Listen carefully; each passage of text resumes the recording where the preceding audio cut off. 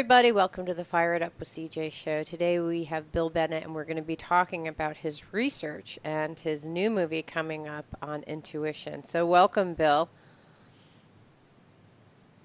All right. G'day, CJ. How are you? Yeah, great. So today you actually have in San Rafael a showing of this movie. It's called PGS, which stands for your personal guidance system. So intuition is your personal guidance system. So congratulations.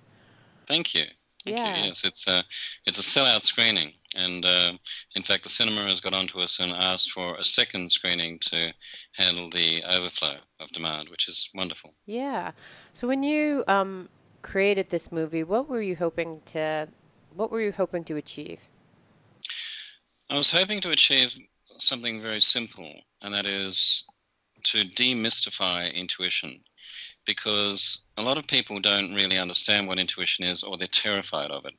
And what I was hoping to do with the film is explain what intuition is in a very accessible way, and in the process, um, take people through the steps where they can become more intuitive themselves. Hmm. But basically, to demystify intuition Hmm. and let people know that it is a legitimate system that is there, that functions within their body, that they can use to help make better choices in their life. One of the things that, as stated in the movie, I think it was Carolyn Mays. I don't know how to pronounce her name. Mace. Mays. Yeah. But she talks about it being like any other human body system, like the central nervous system. It's just an energy body system. I mean, intuition is part of a system, which I thought it's the first time I heard that, and I thought I love that because it makes it part of ourselves. It's not just this kind of mysterious thing that floats out into the sky and that we read about in business books and say, what is that? What do you think are if you're trying to demystify, what do you think are the myths out there that people walk around with that you're like, oh, that's not helpful? Well, I think that, well, number one, I think that most people listening or watching this will have had at some point some intuitive experience, whether it's a gut feeling, a gut reaction to something, a gut instinct on something, or something like just feeling uncomfortable when there's some kind of threat around. Or people talk about female intuition and a mother's intuition. Um, Probably everybody has heard stories of how a mother sometimes inexplicably can determine that their child is in danger, or is under some kind of threat.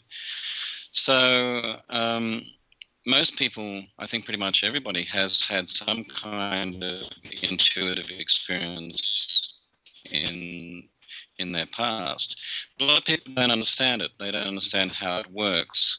And I mean, you probably know from watching the movie that I had a situation where literally a voice saved my life. And what the film documents is my 3-year journey all around the world to talk to experts on intuition, covering the fields of religion, spirituality, and science, looking at intuition from those three viewpoints to try and get an understanding of what intuition is and how I can use it to make my life better. Mm. Okay, so one of the mysteries sounds like it's like this magic thing, but everyone actually, you want to demystify it. Says everyone actually has intuition. It may come in the form of a gut feeling or whatever, but everyone has intuition. And then in the very beginning, you talk about a voice that you heard in your head. And just out of curiosity, did you hear voices in your head before? I mean, did you have a strong intuitive sense, and did you have a sense of your intuition before this event, or were you just kind of like this kind of voice appeared out of nowhere? Well, the voice appeared out of nowhere. Let me explain what happened. I was actually working. I'm a movie maker, and I was actually working on a movie in New Orleans, and this goes back to 1999, Hmm. 18 years ago. And I was driving to the airport. I had to leave New Orleans to get to Los Angeles on the first flight out. So I left my hotel. It was pre-dawn. It was dark. There were no cars on the road. And as I was approaching an intersection, I had a green light up ahead. I heard this voice. And this voice said, "Slow down." Well, I'd never had an experience like this before in my life. And I just dismissed it. And in fact, I was running late for the flight, and I wanted to speed up to make sure that I got through on the green light. And I was about to accelerate, and the voice said again, more emphatically, slow down. And so I slowed down. And as I slowed down, as I entered the intersection, this huge truck ran a red light on the cross street and hurtled through and narrowly missed me. Oh. Now, if I hadn't heard that voice, and more importantly, if I hadn't acted on that voice, that truck would have hit me, it would have killed me. I have absolutely no doubt about that. And that was the impetus then to make the film. I wanted to find out what that voice was, where it came from, and why was my life saved? And those three questions really propelled me really through 18 years of research and study and so forth, and then finally into the making of the movie, to just find out what that voice was. Okay, the three questions are, what was the voice? What was the other question? You said that you... What was that voice? Where did it come from? Yeah, what was that voice? Where did it come from? And why was my life saved? Okay. Now, the film looks at those three questions, but then it broadens out and looks at intuition more generally. And then it looks at how you can access your latent intuitive powers, because as we said before, everybody has intuition. You're born with it. Okay, so after spending 18 years of her life researching and then 3 years filming, what were your conclusions? I know it's in the film, but tell us, because you tell us through the interviews and such. But what was that voice? What do you believe that voice was? That voice, I believe that voice was a higher aspect of me, if you like, call it my higher self or my guardian angel, or part of me, if you want to look at it from a quantum physics point of view, part of me that traveled outside of me to sample a possible future event that came back in and warned me. And you can look at it from various ways. But essentially a higher aspect of me that had an overview of what was happening and stepped in and warned me.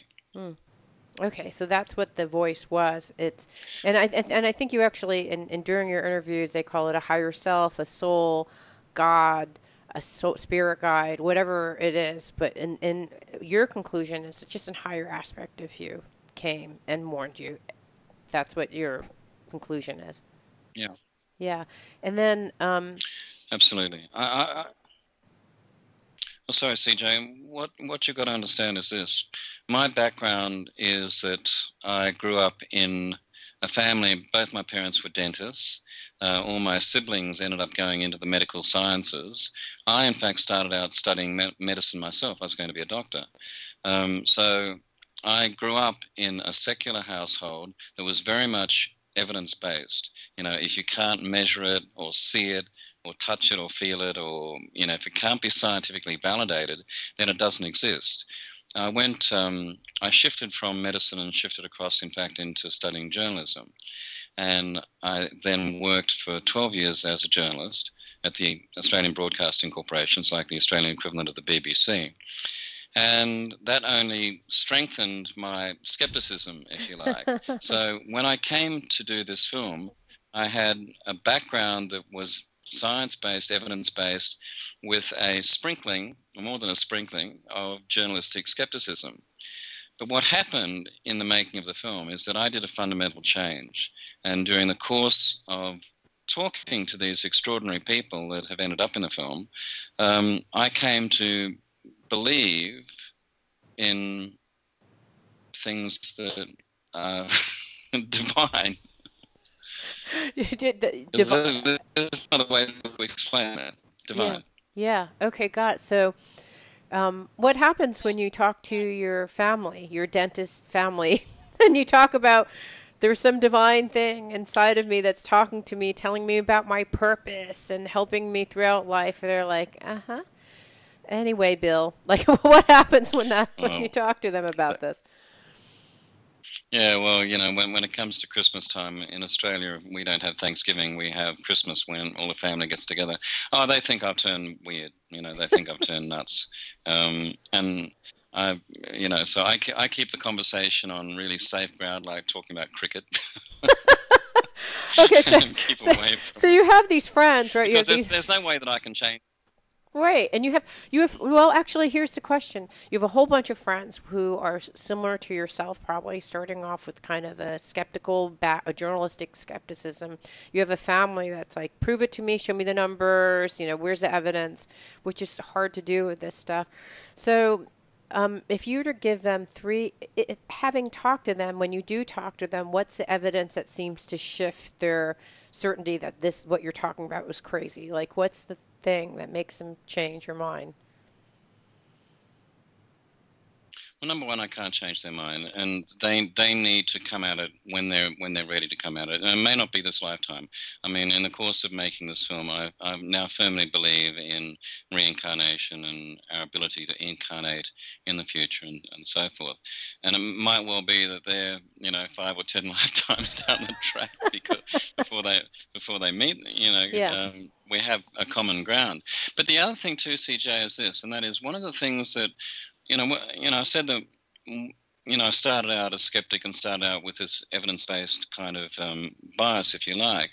But I was prepared to keep an open mind, and that was a really important thing. I didn't want to approach the subject in any kind of hostile way or even a purely journalistic way. Something happened to me, this voice saved my life, and what that meant to me was that I was starting off on a footing of intuition exists. It exists for me. It saved my life. So I didn't set out trying to prove that intuition exists, which is what a lot of people are trying to do.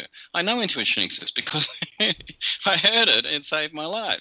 Right. So starting off from that base point, if you like, my purpose then was to keep an absolutely open mind, not to close off any possibilities, and to just go out into the world and, talk to spiritualists, talk to religious people. I went to the Vatican. I spoke to theologians and philosophers there.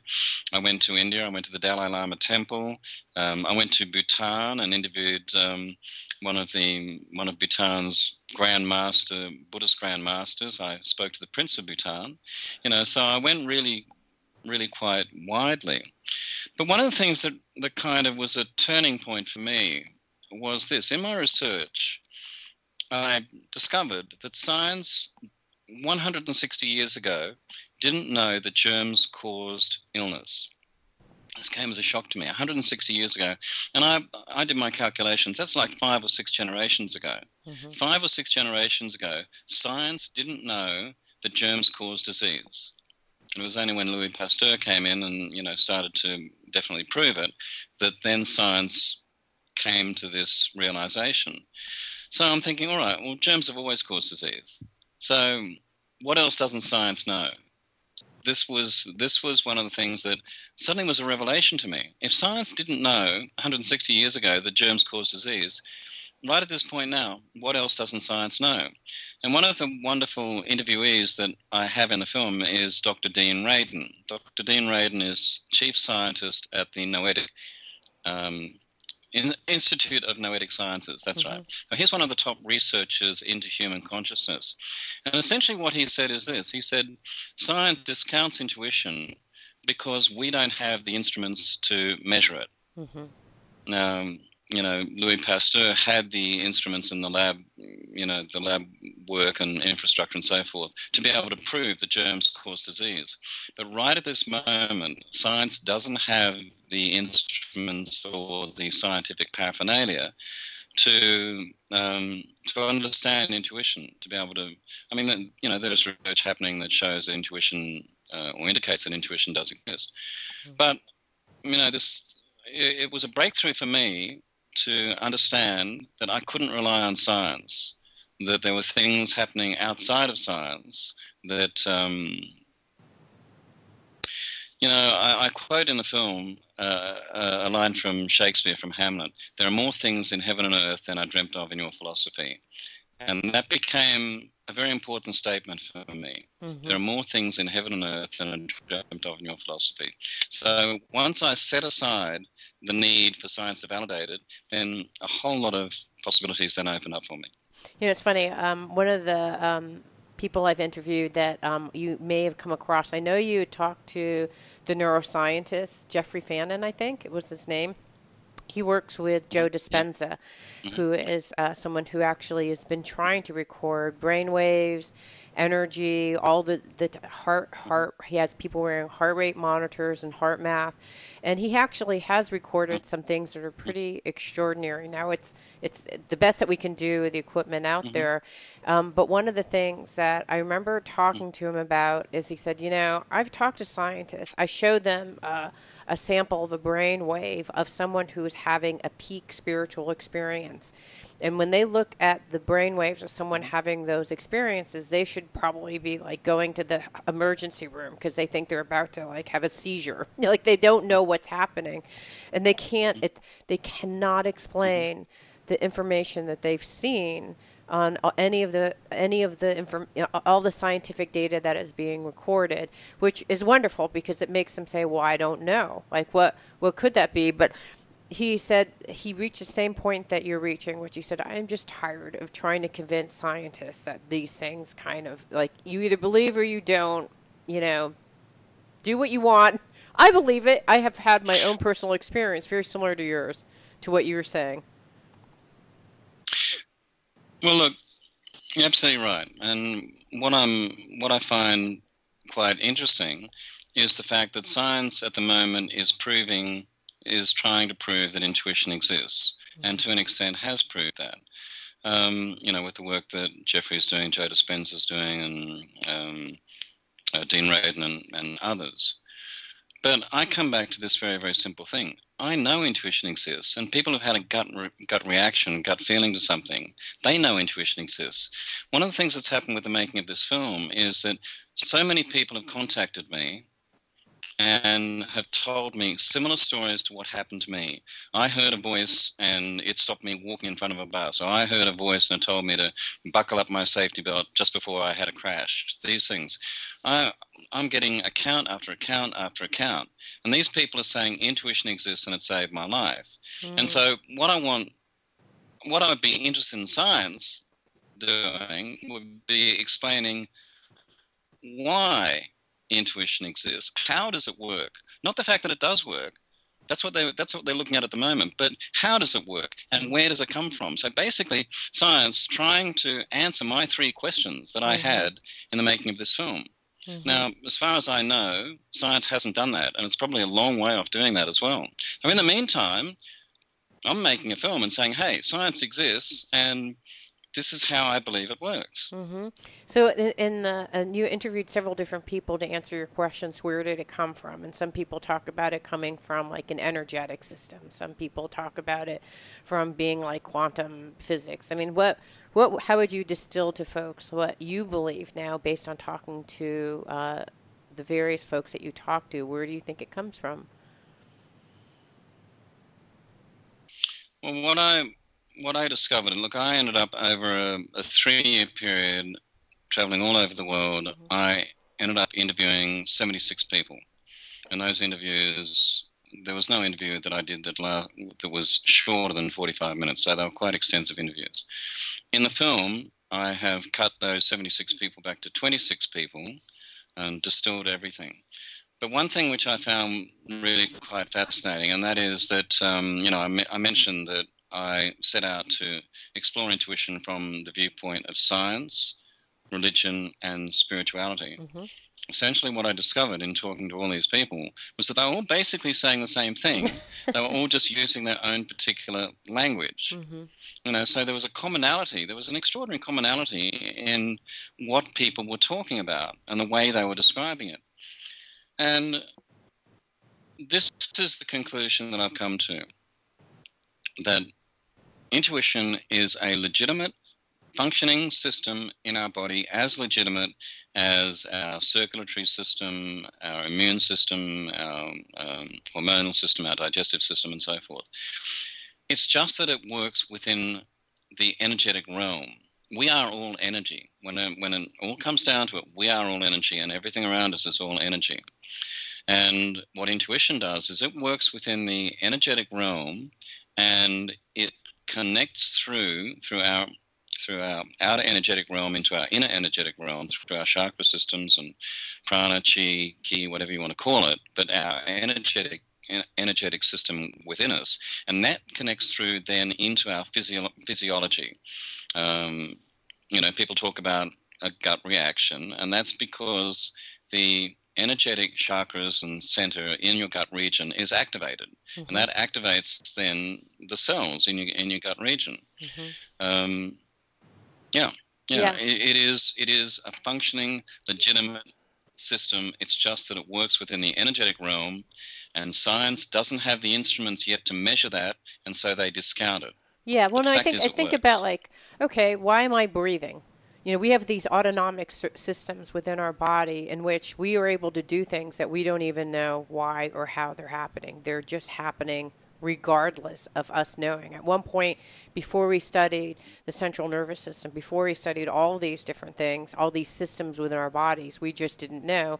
And by the way, our body was still doing it anyways. Whether we knew it or not, I was still breathing. My heart was beating. Like, all these kinds of things are happening. And so just because they can't measure it on energy doesn't mean that it doesn't exist. Because like you said, like 100 years ago, they didn't realize. So I think that is really important to keep in mind. Now, the last question that you asked is, why did it save your life? What have you concluded about why it saved your life at that moment? You're in New Orleans. I don't know if you go back and think about that every day. Like, I was in New Orleans, here's what was happening in my life. Do you think about it at that level? Yeah, well, look, I was curious as to why my life was saved and why other people go through intersections and get hit by trucks and die. Because that happens all the time. So what's special about me? Well, there's nothing special about me. That's the thing. I'm not a psychic person. I'm not a channeler. I'm not. I'm just an ordinary person. So it really did confuse me as to why my life would be saved and not 100,000 other people who would probably be way more deserving than me. Anyway, so a couple of things. I found my way up into Dharamshala, which is in the far north of India in the foothills of the Himalayas, and it's where the Dalai Lama residence is and the Dalai Lama palace is, and temple is as well.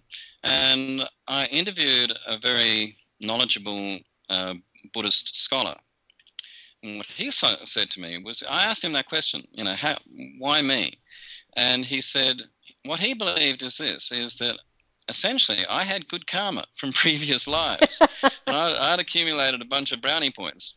And I was sort of cashing in my chips, at that moment. I thought, woohoo. But what he said was really interesting. And what he said was this, is that voice he called a karmic imprint that was within me, that was activated at that moment. And I said, why was it activated? Why wasn't my life just ended, and then maybe I go into another life and accumulate more brownie points, or in fact have a really good time and not accumulate brownie points. What he said was this. He said that there's more work for me to do within this lifetime, and that I shouldn't waste the opportunity, because my life was saved for a purpose, and that purpose was to do more work. And I should really think about that and, go away from the interview, give it a lot of thought. And I thought, crikey. All right, well.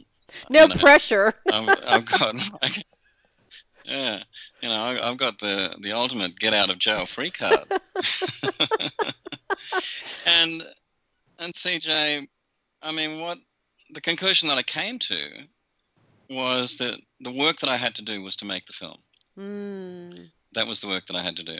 And that my job now is to communicate to other people what intuition is, the fact that it is a legitimate functioning system, the fact that it can be used to make better choices in life. Because when it comes down to it, intuition is one very simple thing.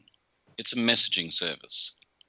That's what it is. It sends like us messages. Text message from really from divine. Yeah, I call them what? Yeah. Yeah. God's direct message. Okay, so Yeah. what would you say?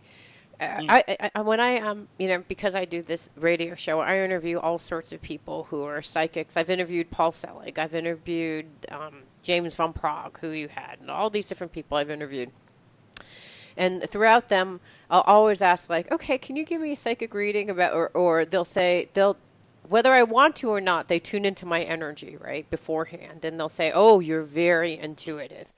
Every single one of them, you're very intuitive. And frankly, I have no idea what they're talking about, because what does that mean? I really don't know. So, what do you think it means? No, what is it? What is intuition? How do you define intuition, and what does that mean? I don't even know how to interpret a comment like that. Okay. Do you want the long answer or the short answer? Oh, well, long answer. We have time. The long answer. Yeah, long answer. Okay. All right. This because look, I had to give this a lot of thought because oh man, that's a cup. The Beatles. Magical mystery tour. Yeah. That's what we're on. We're all on a magical mystery tour. All you need is love. That's right. Yeah. Okay. Look. I spent a long time trying to figure out that very same question, CJ. What exactly is intuition? I had to make up my own definition of what happened to me in the car, and that is, intuition is a sudden, unexplained, all you need is love. I just love that. Intuition is a sudden, unexplained insight that comes unaided by logic, intellect, or expertise. So that voice came with no rational basis at all. Mm-hmm. There was no logic, intellect, or expertise involved, and it came unaided to me. So that is what I determined was the definition of intuition. I then started to realize that intuition was kind of like this coverall phrase, word, that seemed to encompass so many things.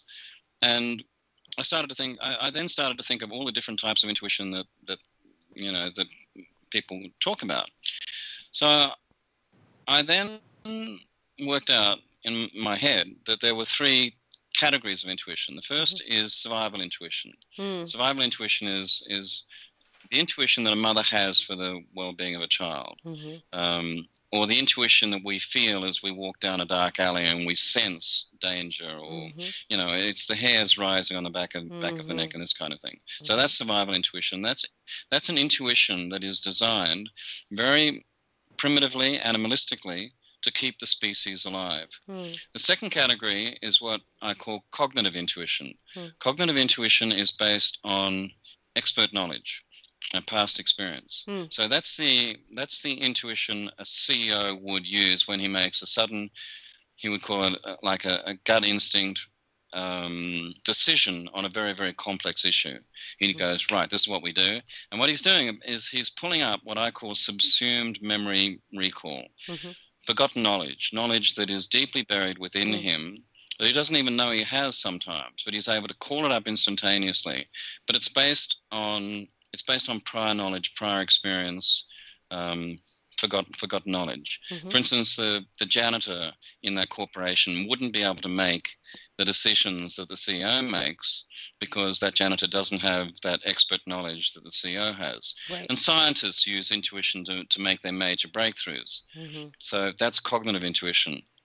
The third category of intuition is what I call mystical intuition, which is the intuition that happened to me, and which is the intuition that is explored through the film.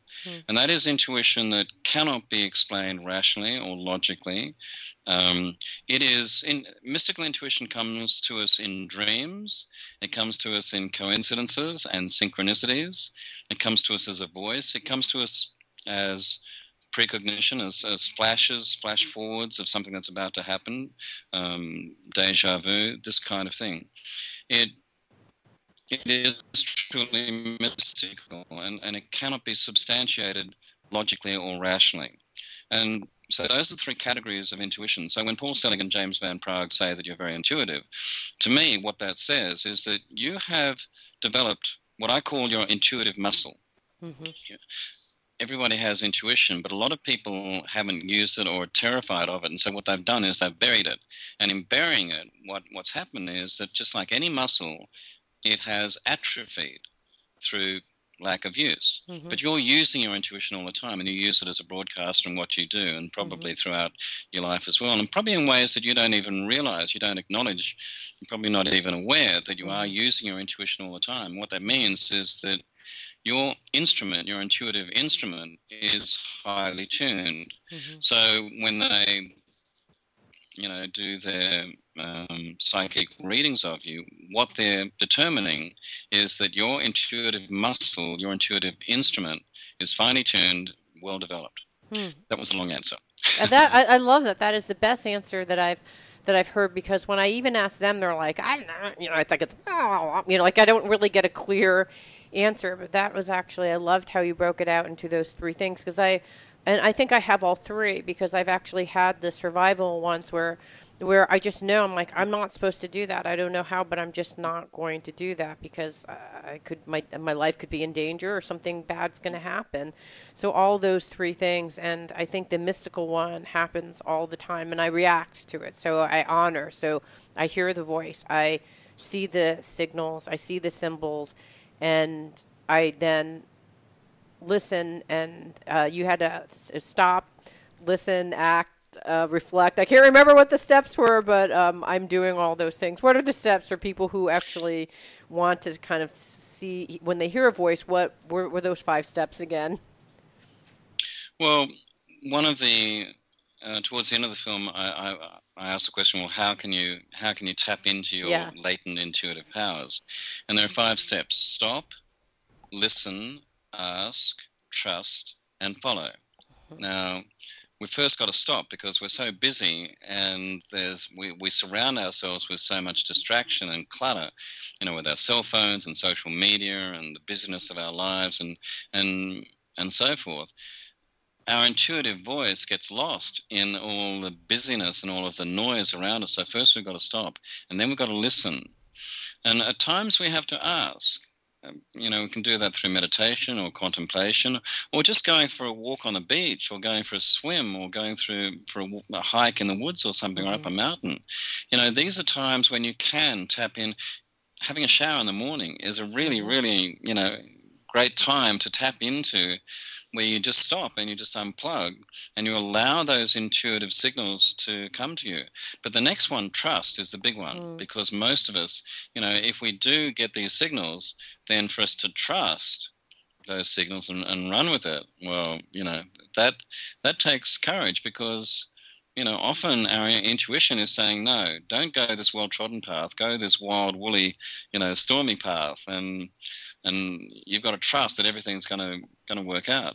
The last one is follow, and that is that, okay, so you can trust your intuition on an intellectual level, if you like, and go, okay, well, look, I haven't really got to do that, but then you've got to do it. You've got to follow through, and you've actually got to do it and put into action what your intuition has told you to do. Okay, so I'll give you an example of this, and why probably I get this phrase that I'm very intuitive. So we had this gentleman stay in our house. It's actually a stranger. A friend of a friend said, there's this gentleman who would like to teach a class. We just built a brand new guest house. And he said, well, can we teach a class in your guest house? And can this gentleman, who I don't even know, stay in your house? And I was like, yes. Which just seems like a strange thing, right? Like, I don't really know this gentleman. And I thought, am I crazy? This is the first guest in our guest house, and I don't even know this person. Not only that, in the morning, I'm doing a meditation, and I hear in my head, ask this gentleman, you have some skills that he needs. I'm a mediator. And it said, and the voice said, go find out what's happening in the spiritual community, of which there's been a lot of conflict, and offer your mediation skills and see what, And I thought, oh, this is so strange. Like, I'm really going to walk up to this stranger who's now eating breakfast in my house and now offer him mediation services to take a very long, drawn-out, complicated problem that they've been having in the spiritual community and somehow help. And I thought, well, this just seems ridiculous. But okay. So I'm talking to him. I'm trying to get, like, the background to see how far-flung this idea is. And then I offer this advice. And he ended up not taking it, but it was following that you know, it seems like a ludicrous thing to do, right? One, to like dig into this, to offer free time that I actually don't even have, but that I felt really strongly that I could help in a particular way. I wouldn't get paid. I mean, it was just purely out of just following my intuition. And so, so that was my example. Now, you've said that in your producing this film, you actually produced it in an intuitive way, and I was really curious what that meant. Well, as you said in your introduction, I've made a lot of movies in my life. I've been working as an independent filmmaker now for 30 years. And during the course of that time, I've made 16 movies, full-length movies. And the way that I've made them is through absolute sheer force of will. That's how you make movies in the independent sector. You don't let anything get in your way. You just you set yourself a goal, and you work around obstacles and so forth. I started to make this film in the way that I had made my previous films, and it just wasn't working, CJ. I would go to the financiers, the distributors, the sales agents, all these people that I dealt with in the past, and they would say, look, Bill, this is a great idea, and I'm sure you're going to do a really good job with it, but it's just too left field for us. It's too out of the box. There are no precedents for it. The thing about independent film production is that it's based on precedents, and there are no precedents for this film. The only precedent they cited was The Secret, and they didn't want to use The Secret as a precedent for this because it was such a success. So that doesn't make any sense. It was like a freak film. Yeah. It makes no sense at all. No, but that's what I was dealing with. I struggled for over 10 years to try and make this film. Literally over 10 years to try and make this film the way that I had made the films previously. And I suddenly realized one night I had a prophetic dream which changed everything. And I came out of that dream realizing that I had to make this film intuitively. And what that meant was that I had to let go. I had to step back from my type A personality characteristics. I had to trust. I had to surrender. And I had to just go with divine timing and allow things to unfold as my guidance would direct me. So what that meant was this. I started off with the film I didn't have a shopping list of like who to go to, like, oh, James Van Praagh is really famous, I should see him. Carolyn Mace is really famous, I should see her. Judith Orloff is highly respected, I should see her. All of these people. I didn't know who these people were.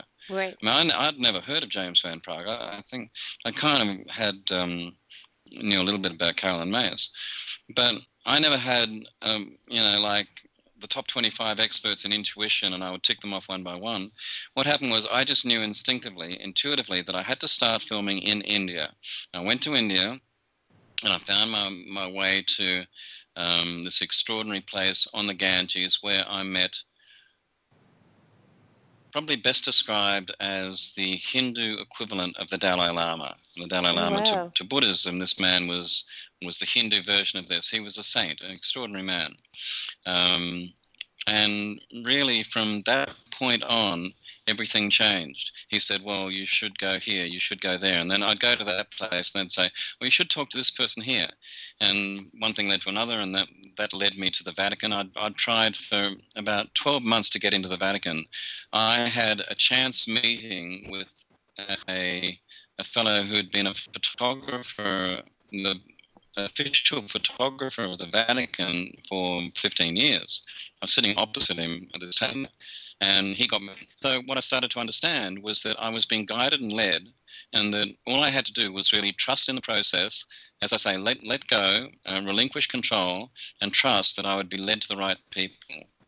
And that's what happened. I ended up with the top 25 people in the world at Intuition. But I look on the film now, CJ. I look at the film with a sense of awe and wonder as to how it got made, because I didn't make it. I take no ownership of it at all. All right. So I love the intuitive process in which you found everyone, especially You went to India. How did you know where to fly into if you didn't even know who you were going to interview? Well, um, let me explain the dream. Shall I? Yeah, please Okay. do. Yeah, I'd like to. Look, I had this. I was getting to the point of real frustration where I couldn't get the film made in the way that I wanted to make the film, which is the way that I'd made previous films. And I really wanted to make the film, but I've been spending so much of my life on this thing and a lot of money as well in development and research and so forth, and just allocating time to it.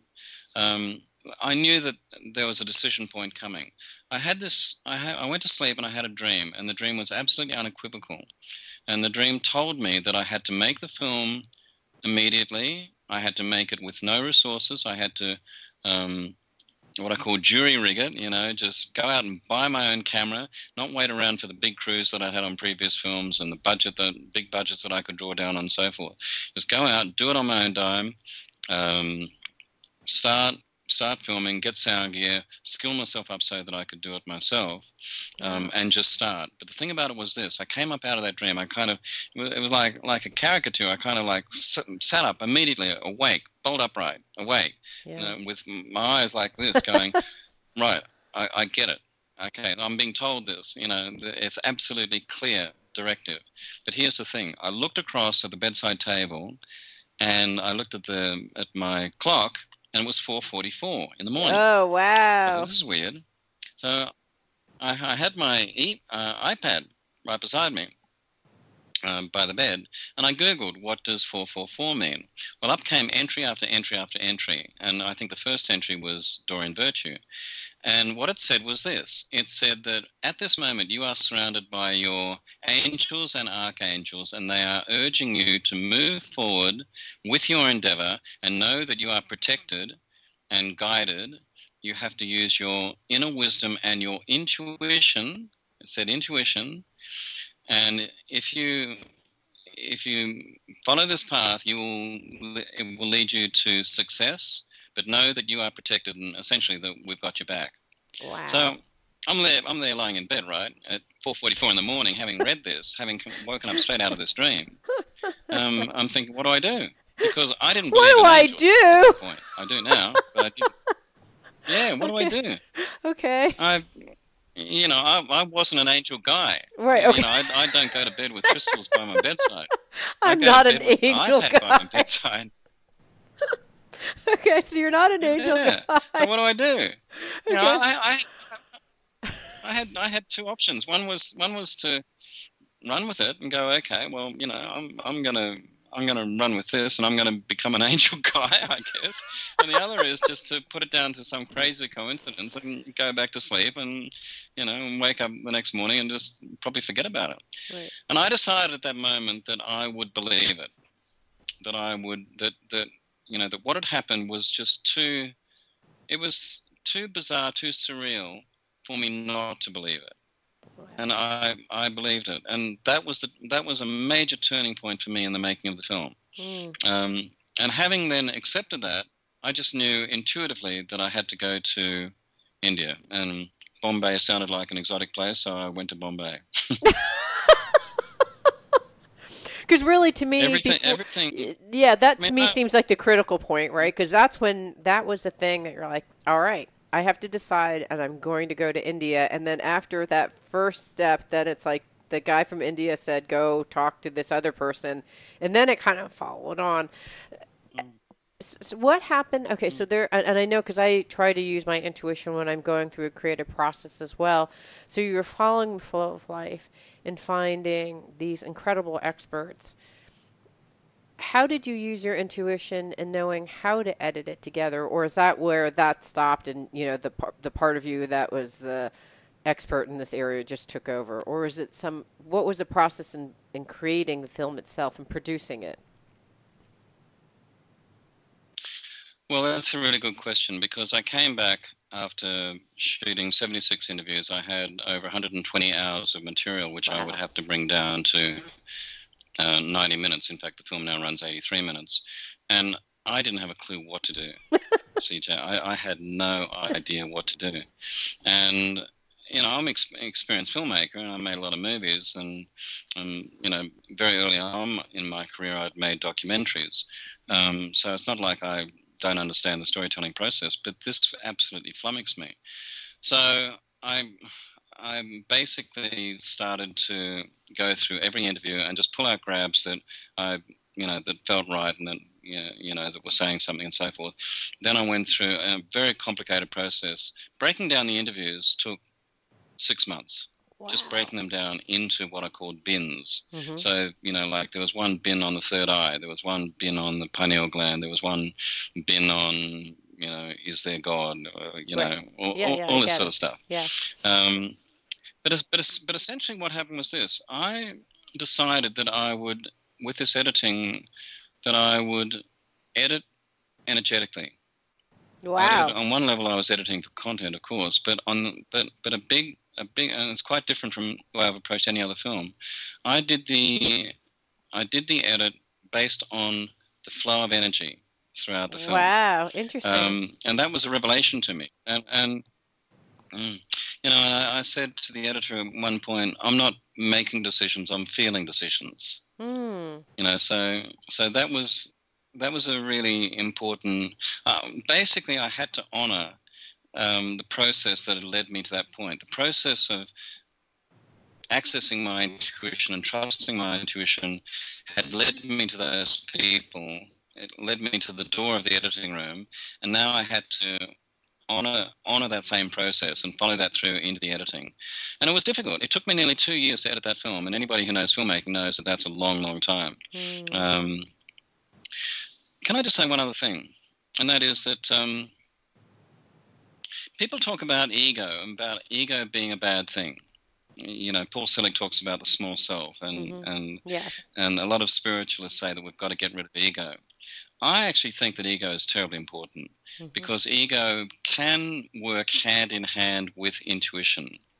And whilst on one level I made the film intuitively, I also employed my personality, which is an aspect of my ego. So my personality has made the film what it is. I employed my personality in the style and the aesthetic, and believe it or not, there's some humor in it as well. So I don't think that people should dismiss the ego and the personality as being bad, pernicious things. I don't believe they are. I think they can work hand in glove with intuition and with your divine self to actually create something that is particular to you. If you believe, as I do, that we are in service, then your service has to be individual to you. And the only way that it can be individual to you is to access your personality. Well, it's funny. I was recalling. I was interviewing someone for a college. They do college alumni interviews, and I was talking to a high school student who was studying philosophy. And we were talking about Nietzsche, I don't even know the philosopher, Nietzsche, whatever. But he was saying that he was he was talking about happiness. And he was saying that this philosopher was talking about how happiness is a bunch of little decisions that you make towards, it's all about goal orientation, which is an ego-driven process, right? It's like I'm going to, publish a film, I'm going to, or, release a film, it's going to get this many hits, all these different things. And he said he was looking at that and he was comparing it to Eastern religions where it's all about getting rid of your ego. And this high school student said to me, he said, I don't get it. He said, why was I born in a body if I'm not supposed to do something with it? So I better do something with it or else I'll be dead. Then I'll be gone. I'll have lost the opportunity to do anything with it.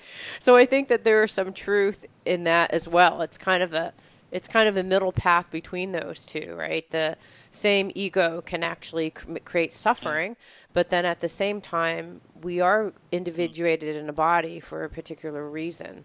So because we have skills, we have past lives, all those things that we can bring to bear. So I completely agree with you. And I want to, in the, oh gosh, we don't have enough time. Oh, harsh. Okay. So, do you have like 5 minutes after the interview? I have to close up for the radio, but I do have one other question that I want to ask you. So if you have time, I'd love to ask you. Do you have Sure. time?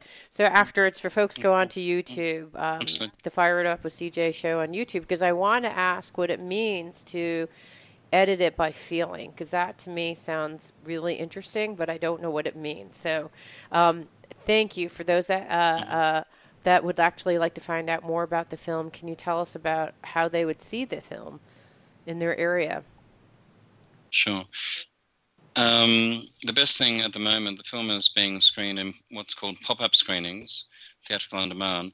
Just go to the movie's website, pgsthemovie.com, and all the information is there. www.pgsthemovie.com, and all the information is there. Right, PGS meaning personal guidance system, which Intuition is your personal guidance system. Got it. Okay, got it. And then they'll be able to see the pop-up screenings that are happening. And then after the pop-up screenings, what happens after that? Is it going to be available generally for the public?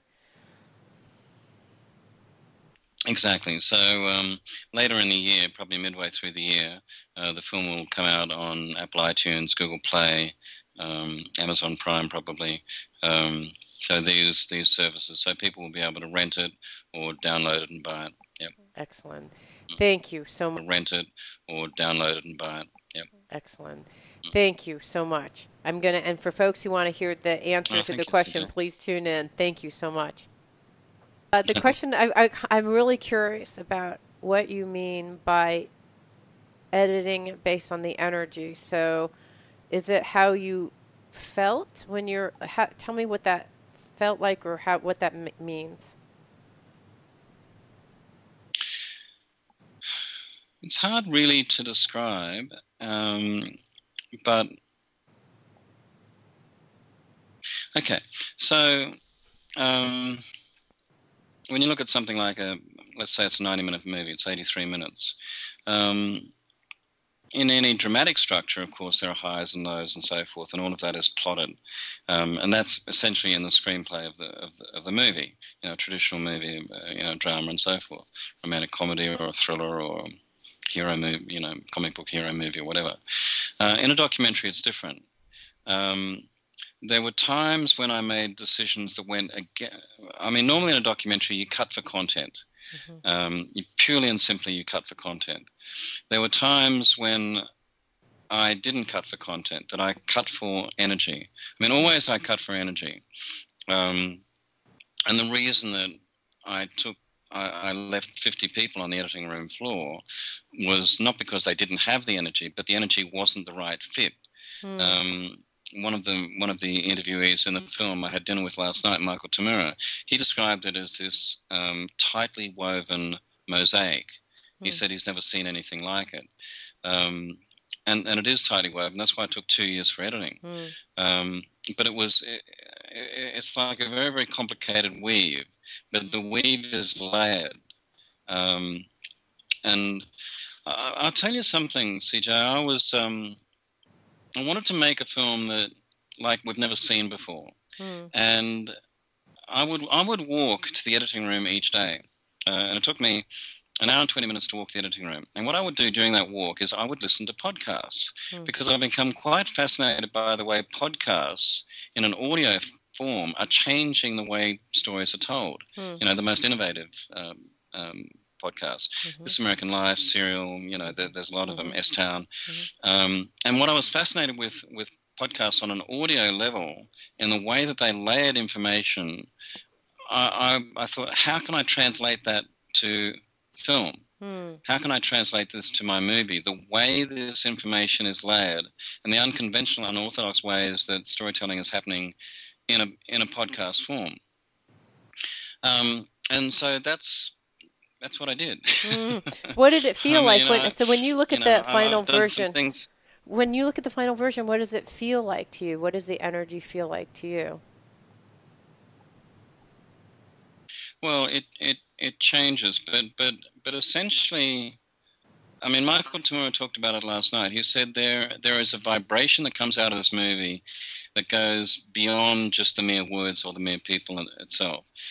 There and you know, he just talked about this very, very strong spiritual vibration that is implicit. It's almost like imprinted in the film. And you know, I can say that's by design, but it's not by design.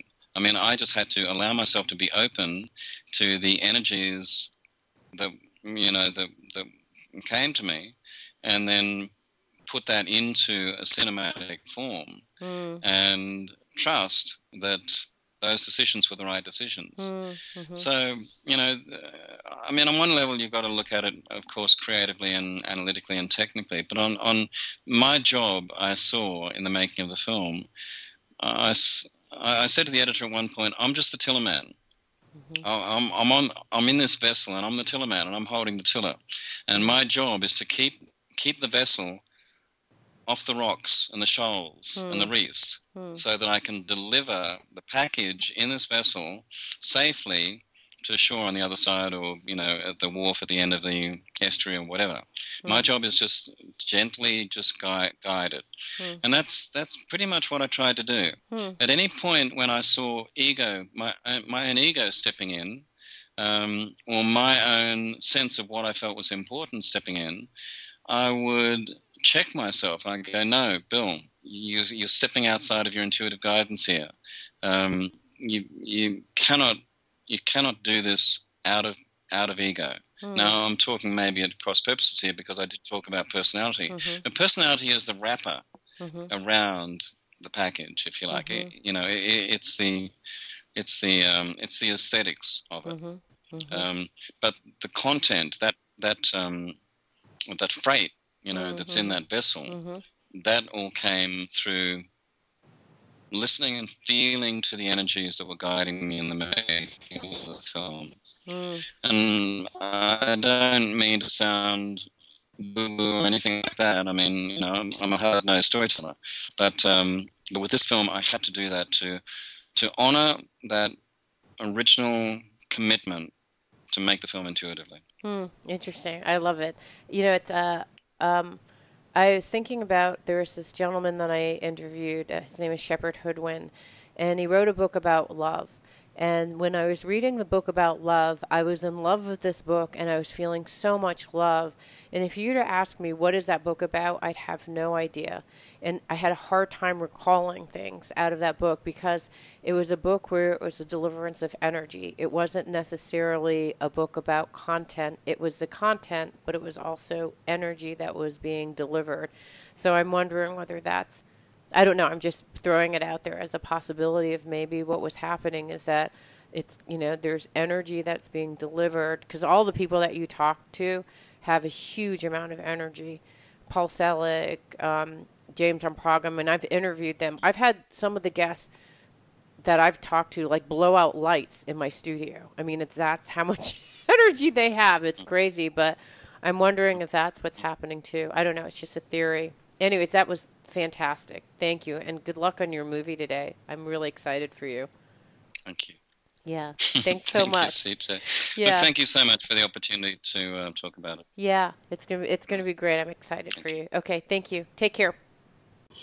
It means so much to me that you're listening to the show. I would love your support in any way by giving me comments below, or to subscribe to the show, or share the show with friends. Thank you again for your support. Love and blessings.